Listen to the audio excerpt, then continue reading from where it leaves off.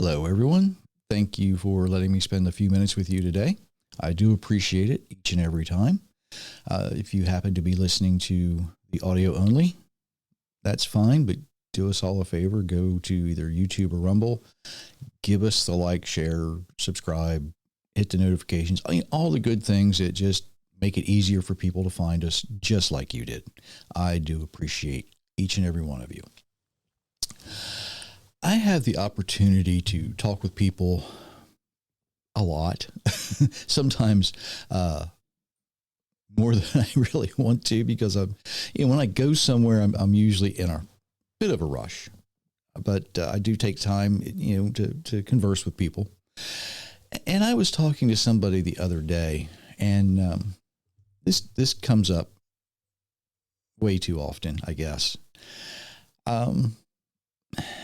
They were saying, it just seems that God has seemed to change through the years. And we know that's impossible, right? God doesn't change.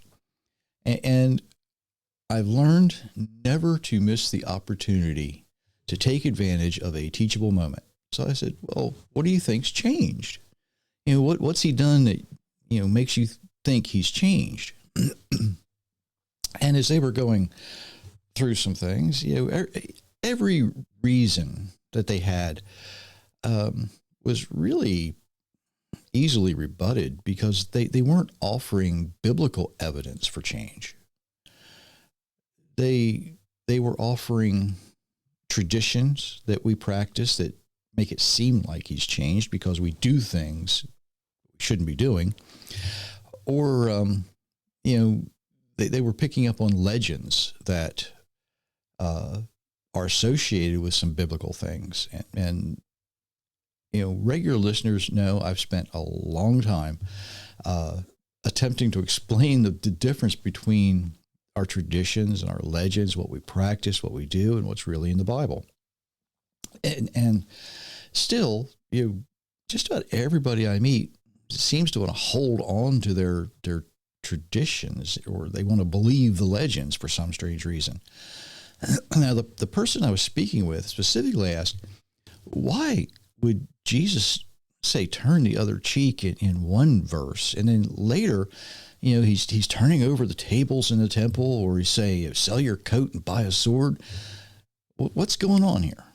What's happening? And I said, well, really, you've been kind of led astray just a little bit. So for a little bit of reference, let me read the passage that they were referring to, and it's found in Matthew 5:38-39. For my Jewish listeners, and I know you're out there, you're going to want to pay attention to this because, it gives you some ammunition too. You have heard it said. Don't you just love it when somebody starts out with, well, you have heard it said. Okay? You've heard it said, eye for eye and tooth for tooth. But I tell you not to resist an evil person. If someone slaps you on your right cheek, turn to him the other also. Now, sounds a little pacifistic, doesn't it? Let's find out if it really is. The eye for eye is found in the covenant. The covenant's outlined in Exodus 20 through chapter 23. This particular portion describes what I call equal payment. God demands equal payment, payment for payment. Specifically, Exodus 21:26. If a man strikes and blinds the eye of a manservant or maidservant, he must let the servant go free as compensation for the eye. Seems a little lopsided, but that is payment for payment. If you hit somebody, if somebody is in your service, either as an employee or as a servant, and for some reason you hit them, they lose an eye, whatever, they have to go free and as compensation. But that doesn't mean you're off the hook. You have to take care of them. Okay? But the problem wasn't necessarily that. The problem is that the covenant wasn't being followed. And some were, they were attempting to become overcompensated. Okay, that's putting it mildly. If someone were injured by another person, the other person would say, "Well, it's your fault that I hurt you," right?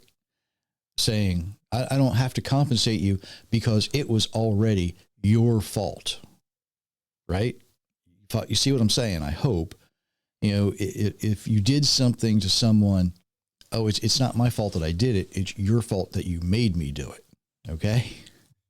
That's what was happening. That's what was going on.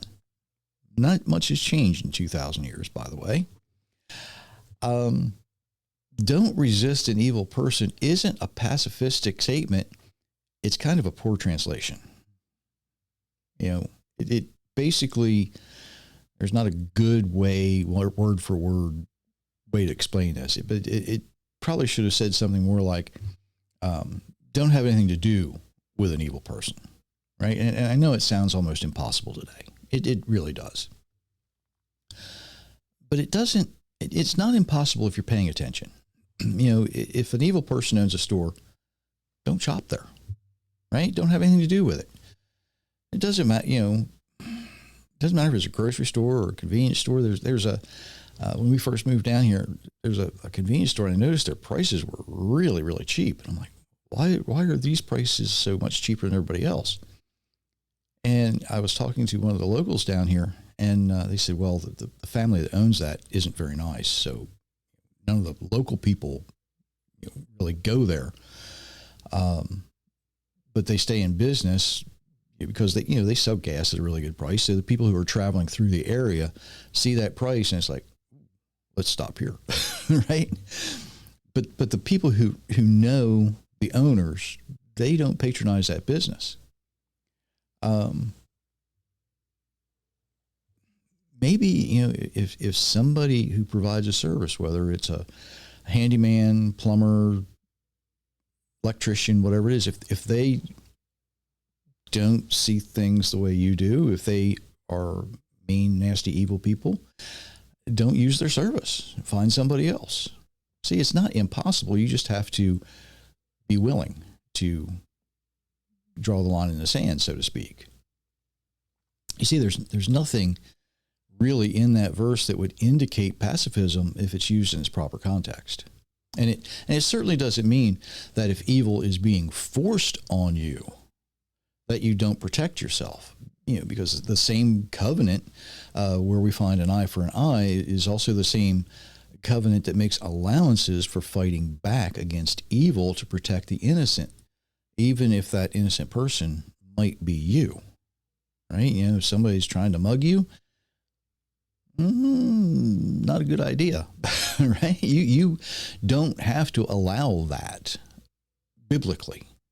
Certain places in the world, you have to, here's my money, here's my life kind of a thing, right? But most places in the United States, you're not required to do that. You're not required to give up your life for, or I should say, when evil is being forced on you. Yeshua, Jesus, didn't change any of the Creator's rules. Instead, he was trying to tell people how to properly apply them because they'd been corrupting and abusing them, and usually for their own personal gain. Now, it was about this point in the conversation that I could see the person was, the one I was talking to the other day, they were starting to think.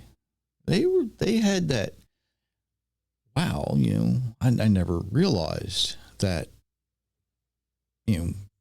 translations can lead us away from what's really being talked about here. And I didn't miss a beat, right? And I said, it's funny, you asked, I happen to have 3 books about the subject. And while we're talking about that, they are available at authorjerrymitchell.com, or you can go to givegod90.com and follow the links. Didn't have a copy with me at the time, but, not to be outdone, told them where they could find them. all that good stuff. And by the way, if this person is listening,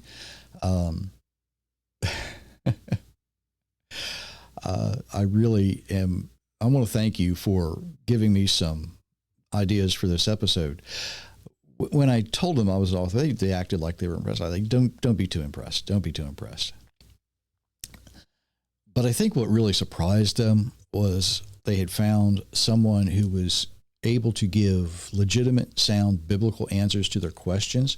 They weren't receiving the half-truths or the perpetuation of the traditions or the legends that a lot of people will do. Yeah, it was, and they'll do it even when it's not found in the Bible at all, right? Yeah, I run across people all the time that have questions because something just doesn't add up in their mind. And we all probably think that way sometimes, right? Yeah, that just doesn't make sense to me. Why? What's going on here? People often ask about the book of Enoch, the book of Jubilees, other books. And there's a reason that these books were never part of either the Hebrew Bible or the Christian Bible. The biggest reason is a lot of what's in them is more legend than truth. And people will say, but Jesus quoted Enoch. Well, no, he didn't, right? What he said, and it's found in Matthew 22, Mark 12, Luke 20, it's similar to what you find in Enoch, but it's not a quote. And when you look at that, he actually connects what he said there to Exodus 3:6, and and that's his explanation why the Sadducees were wrong in what they were saying. The book of Jude references Enoch, right? But it doesn't mention the book of Enoch. Instead, it connects Enoch with being a prophet. The Enoch of Genesis. He was a prophet. And although it's similar, it's not an exact quote in all of the oldest manuscripts. And don't forget that, as history goes on, names are often repeated. So sometimes when we think about the book of Enoch, it might not have been Enoch that wrote it. It probably wasn't Enoch that wrote it.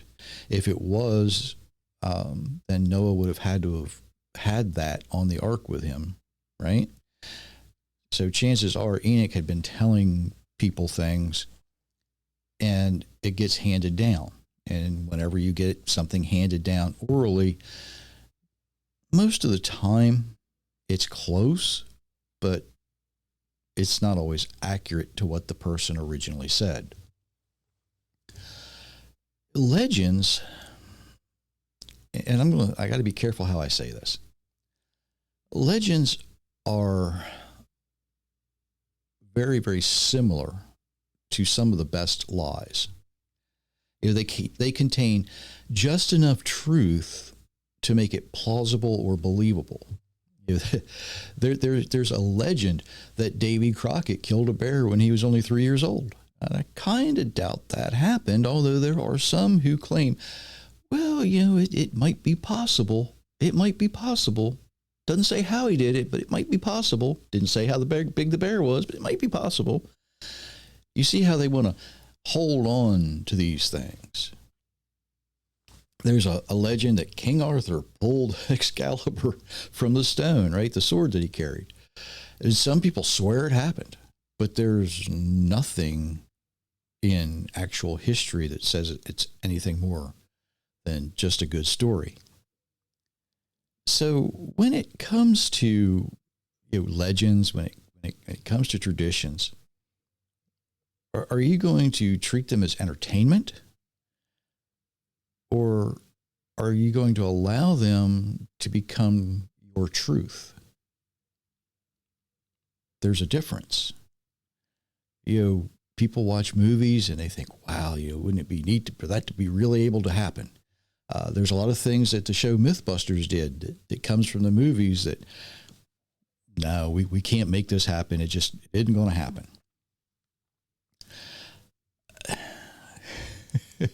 Something I heard recently, and yes, I'm laughing at this because it's hilarious.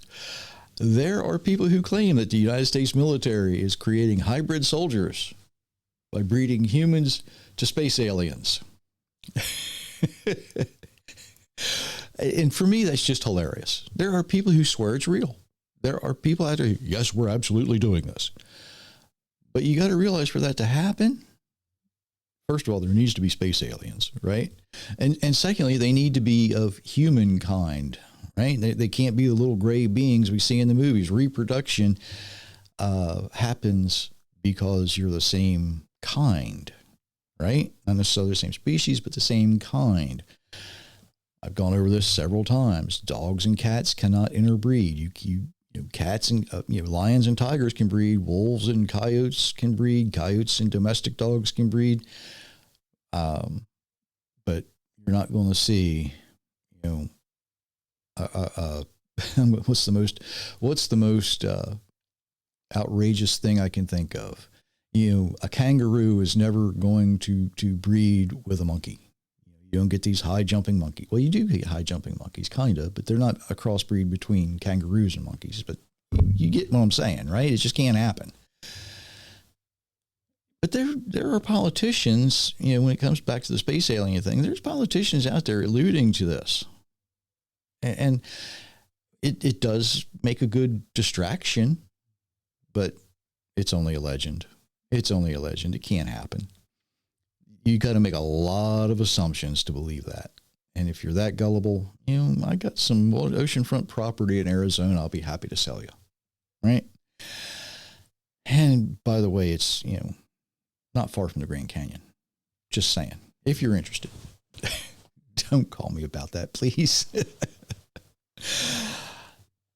Legends are legends. Traditions are traditions. And truth is truth. Sometimes there is some partial truth in the legends. Sometimes there's some partial truth in the traditions. But only the truth is truth. Traditions and legends make good entertainment. But truth is reality. We have to live there. You can take a few minutes for some things and think, that would be neat, but it can't happen. That would be neat, but it can't happen. When I was growing up, I used to hear about the alligators in the sewers of New York. They can survive for a short time, but alligators need certain temperatures. Alligators need certain salinity in the water, certain things in the water to survive. They're not going to last very long without sunshine either. So just take it for what it is. It's a legend, a little bit of truth, but not real. It's not real. Truth is truth. And I hope you recognize truth when you see it. I hope you recognize the traditions and the legends and you treat them for what they are. Something to think about until next time. And until then, I do wish you many, many blessings, everyone.